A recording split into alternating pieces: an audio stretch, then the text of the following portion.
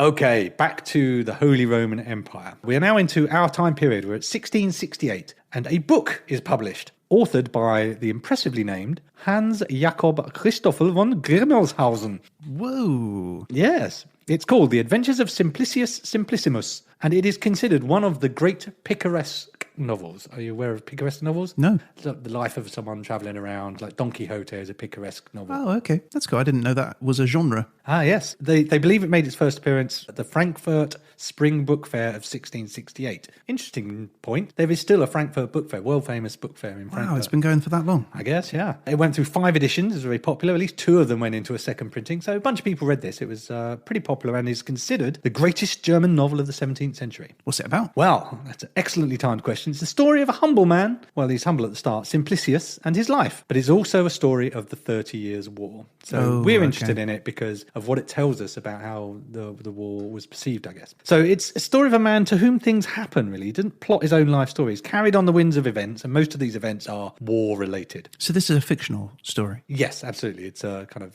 some would say it's a moral tale. Some would say it's just a satire. Probably all of those things, in various degrees. So we start with our hero living at home. His house is raided by wandering soldiers, and he has to run off. And he meets a hermit, and who says, "What did thy mother call thee?" And he says, "She called me lad, and rogue, silly gaby, and gallows bird." So he doesn't know his own name. So realizing he doesn't know his own name, the hermit names him Simplicius, because he is a simple, naive fellow. Yeah. And he takes him in his shack in the woods, teaches him to read. Eventually, the hermit's feeling a bit peaky, thinks, I think I'm going to die now. Digs himself a grave and lies down to die.